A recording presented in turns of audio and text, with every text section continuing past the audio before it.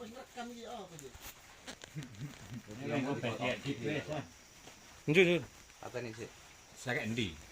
Wis dicekel ngono. Lho, wong wis mangi tak cekel kok Tapi jaluk. aja terdono ngene, Kak. Aja ketokno. Sapane? Wonge. HP-ne. Eh? HP-ne ya, Kak. Kan Juni kan kesuting sampean lah. Juni kan kesuting yo di Samarno kayak kene ta. Iya. Lah ngono lho, Kak. Ya nyoti. Juni yo ngono. Wonge ya Ya. ketok, gak apa-apa. Gak apa-apa. Juni yo ngono aja diangkat ngono HP-ne kesuting iko engko. Lah pokoke HP-ne gak tempuk ngono sih. Juni gak ketok tak syuting. Ah, ngono. Tadi sampean di jopo. Yo gak tak katutno ta iku. Pak lagi ya. Yes. Monggo Mas, sampean ulang. Ya menurut penjelasan tadi, apakah yang disebut ajaran Nyai Amung Kaki Amung?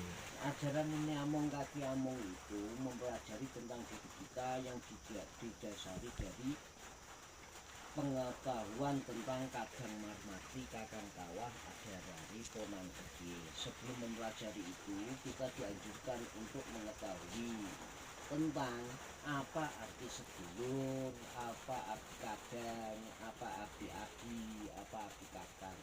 Sebab nanti di atas pengetahuan Kadang Marmati, Kakang Kawah, Adharari itu, kita akan mengetahui mana yang disebut kadang, mana yang disebut adi, mana yang disebut kakang, mana yang disebut dulur. Sebab apa-apa yang ada di diri kita yang menumpang itu sedulur kita semua. Seperti halnya kita ketemu sama orang-orang, makhluk-makhluk yang ini sedulur kita semua, bukan musuh. Sebenarnya kayak begitu.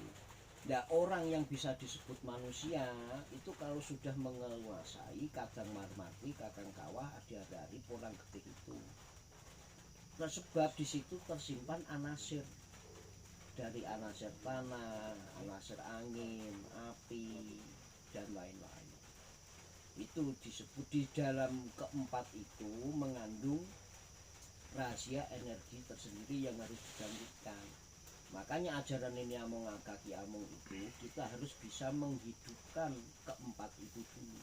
Sebab modal dasar kita modal kita itu untuk menjalani kehidupan itu raga jasmani ini. Nah, itu kalau menggunakan ini Amung Kaki Amung. Kalau kita menggunakan di ajaran Gusti, kita bisa disebut bergelar manusia kalau kita bisa menguasai Ponco Indro dan Astendrio. Intinya seperti halnya bisa menguasai piranti yang ada di dalam diri kita dan piranti yang ada di luar. Nah, piranti yang ada di luar atau piranti yang ada di dalam itu semuanya mempunyai anggota sendiri-sendiri.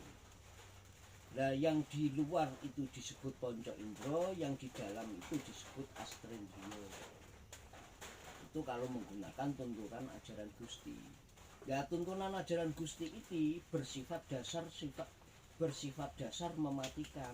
Yang disebut mematikan ini bukan mati jasadnya, tetapi mengetahui tempatnya. Makanya dununge pati itu di piranti. Piranti-piranti itu agar bisa dimatikan. Sebab apa? Kalau tidak dimatikan akan teraliri dari doyo-doyonya yang numpang. Yang dimaksud numpang itu ada doyo dari rasa sejati itu akan tumbuh mengaliri menguasai jasmani kita. Sebab yang harus kita tumbuhkan itu bukan rasa sejati atau rasa itu, melainkan kita bangkitkan kesadaran kita itu. Kalau kita menggunakan tuntunan ajaran Pangeran, kita harus mengetahui pergerakan dan berputar, sebab kinerja bumi itu berputar dan bergerak. Apa yang bergerak di dalam diri kita, apa yang berputar di dalam diri kita, itu baru benar. Kalau menggunakan ajaran sastra Ketewa Dinengka, itu kita harus mengetahui ingsun sira, ingsun aku. Sebab ingsun sira ugi ingsun aku ugi ingsun. Kalau kita menggunakan ajaran Sarantaran harus bisa menghidupkan, harus bisa mematikan nafas dan detak jantung, itu baru bisa disebut manusia. tergantung kita mau milih yang mana tuntunan ajarannya. Intinya sama, bisa disebut manusia itu bisa menguasai dan memiliki energi itu. Nah, itu modal dasar kita di dalam hidup untuk menjalani kehidupan ini. Ya, untuk bisa menjadi dewa pun harus bisa menguasai yang dasar tadi. Kalau tidak menguasai dasar, tidak bakalan jadi. Sebab modal dasar kita itu. Sedangkan di ajaran Jawa itu kan setiap bulan kelahiran itu kan mesti ada selamatan, Sebenarnya tidak ada. selamati dulur itu. Nah, Bagaimana itu? sebenarnya itu kita suruh diamong-amongi. Lah yang dimaksud menyelamati sedulur itu maksud tujuannya apa? Hanya yang diketahui itu pelajarannya hanya diamong-amongi itu sebenarnya. Tapi kita harus mengetahui yang dimaksud sedulur itu apa. Sebab di dalam diri kita itu banyak. Ada kalau di ajaran ini among kaki among, ada sedulur papat, ada sedulur kembar papat. Itu berbeda semua. Nah, sedulur kembar papat itu, sedulur papat itu dengan sedulur kembar papat itu berbeda. Sebab sedulur papat itu hanya roh. Roh itu tumbuhnya dari maninya bapak. Nah, kehidupan mani itu numpang di jiwa. Tanpa adanya jiwa, dia tidak akan tumbuh, tak akan hidup. Sebab roh itu tidak hidup, tetapi bisa menghidupi untuk kehidupan yang numpang-numpang yang ada di diri kita semua. Makanya tuntunan ajaran itu orang Jawa dianjurkan untuk megat roh. Nah, maksud megat roh ini bukan hanya untuk megat keinginan-keinginan, itu tidak. Maksudnya energi roh itu maksudnya adalah daya, tetapi tidak semua daya bisa disebut roh.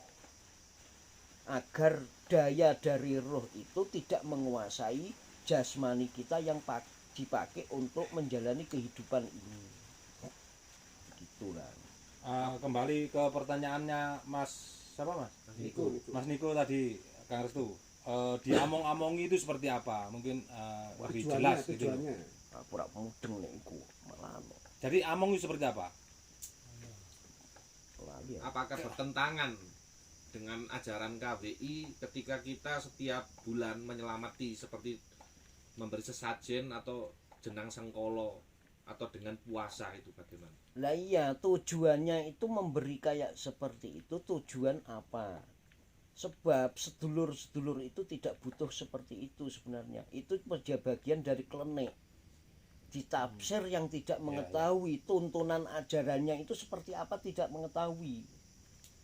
Kayak seperti ajaran Semar, itu tidak ada yang mengetahui tuntunan ajaran yang sebenarnya itu seperti apa.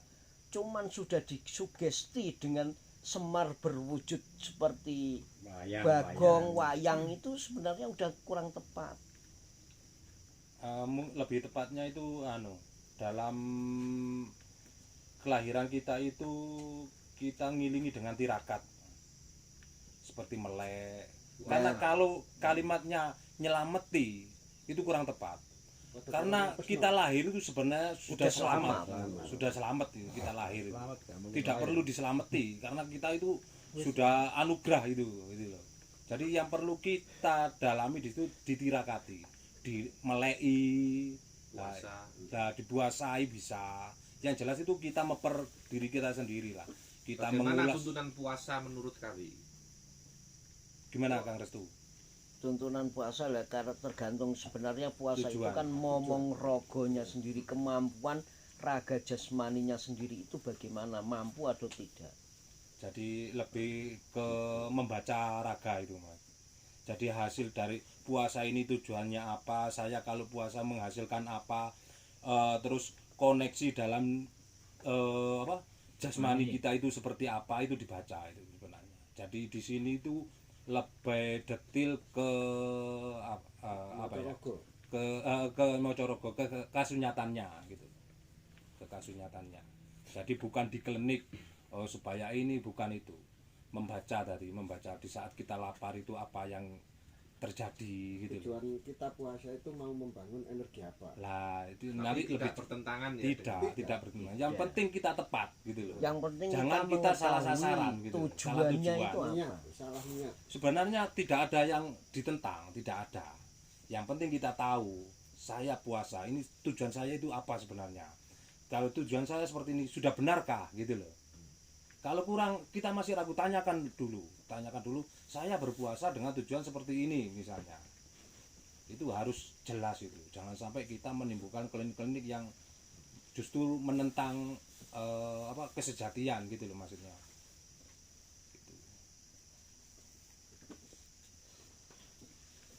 Wegel tak rokan sih. Patah itu lah. Pegel. Kak Mas iso ngene.